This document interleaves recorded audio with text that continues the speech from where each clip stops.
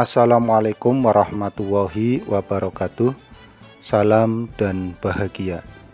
Pada kesempatan kali ini, saya Ali Murtado, calon guru penggerak Angkatan 8 dari Kabupaten Tegal, Unit Kerja SD Negeri Pojongsana, Kecamatan Suradadi, Kabupaten Tegal, akan memaparkan kesimpulan dan refleksi pemikiran Ki Hajar Dewantara pada tugas koneksi antar materi modul 1.1.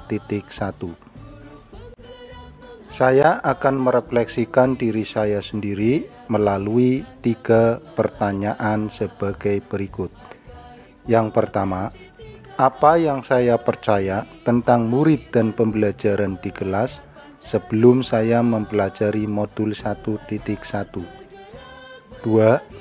Apa yang berubah dari pemikiran atau perilaku saya setelah mempelajari modul ini? Dan pertanyaan yang ketiga, apa yang dapat segera saya terapkan lebih baik agar kelas saya mencerminkan pemikiran Ki Hajar Dewantara?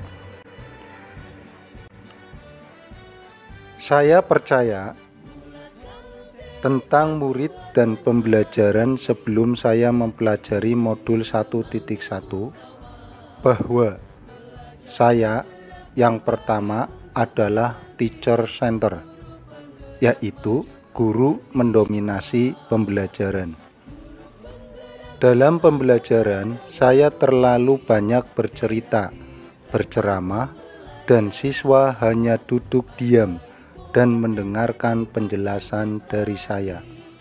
Yang kedua, pembelajaran terfokus pada ketercapaian materi dan KKM, yaitu hanya mengutamakan aspek kognitif saja. Padahal pembelajaran bukanlah hanya mentransfer ilmu pengetahuan, tetapi sejatinya ada aspek lain yang harus diperhatikan juga. Inilah yang kadang saya lupakan. Yang ketiga, guru kurang memahami karakteristik anak. Saya cenderung menyamaratakan posisi anak tanpa memperhatikan perbedaan tiap karakter siswa. Kemudian yang keempat, siswa pasif dan motivasi belajarnya siswa sangat rendah. Saya merasakan dan melihat sendiri bahwa anak terlihat lesu dan ketika dikasih pertanyaan, apakah ada pertanyaan, mereka hanya diam saja. Kemudian yang terakhir, yang kelima, yaitu suasana kelas yang tertib, tenang, dan anak-anak yang memahami materi adalah fokus utama guru. Berikut adalah gambaran suasana pembelajaran di kelas saya sebelum saya mempelajari modul 1.1.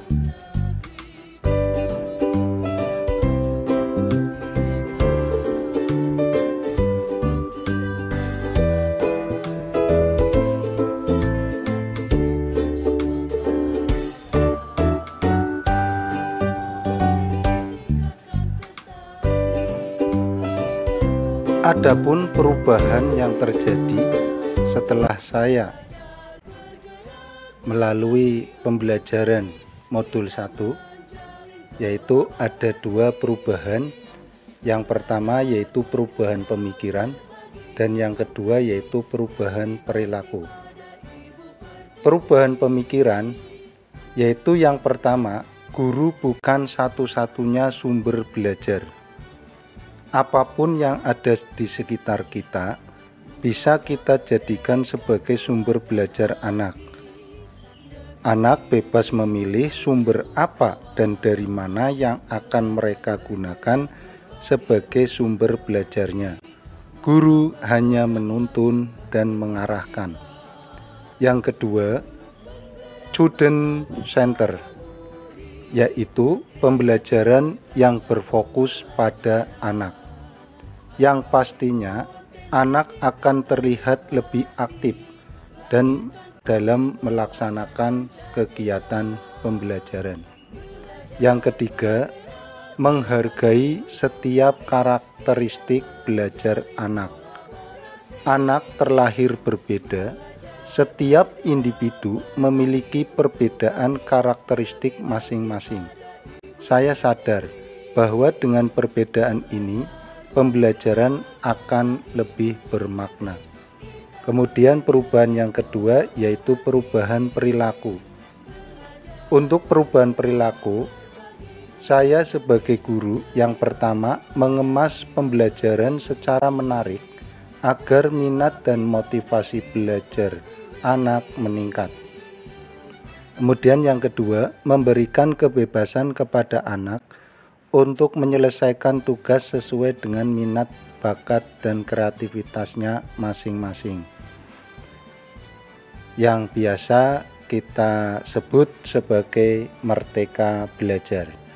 Kemudian yang ketiga, lebih cermat melihat bakat anak, yaitu menuntun anak sesuai dengan kodratnya, yaitu melalui observasi atau pengamatan maupun wawancara atau pendekatan personal agar kita lebih dekat dengan anak.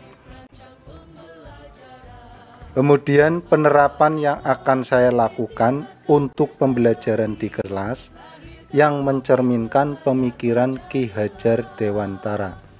Yang pertama, merancang pembelajaran yang interaktif dan menyenangkan dengan melibatkan peserta didik. Yang kedua, menerapkan pembelajaran berbasis kearifan lokal dan budaya setempat. Hal ini bertujuan agar nilai-nilai kebudayaan setempat tidak hilang tergerus oleh zaman, tetapi tetap kearifan lokal yang kita junjung tinggi. Kemudian yang ketiga, menerapkan konsep merdeka belajar dan mengintegrasikan setiap pembelajaran dengan pencapaian profil pelajar Pancasila. Dan yang keempat, pembelajaran yang mengutamakan aspek budi pekerti luhur. 5. Menerapkan sistem AMONG, yaitu pendidikan yang menuntun, bukan menuntut. 6. Pendidikan yang sesuai kodrat alam dan zaman. Dan yang terakhir yaitu yang ketujuh, mengintegrasikan permainan dalam pembelajaran. Kesimpulan dari semua ini yaitu yang pertama, pendidikan adalah menuntun sesuai minat dan bakat anak. Yang kedua, pendidikan bukan hanya memberikan ilmu pengetahuan saja, melainkan perlu juga adanya penanaman budi pekerti yang luhur. Dan yang terakhir, pendidikan sejatinya berpihak pada anak. Ingat, jadilah guru yang dapat menuntun, membimbing, dan menjadi teladan yang baik, serta memberikan pembelajaran yang berpihak pada murid. Terima kasih. Salam guru penggerak. Tergerak, bergerak, menggerakkan. Wassalamualaikum warahmatullahi wabarakatuh.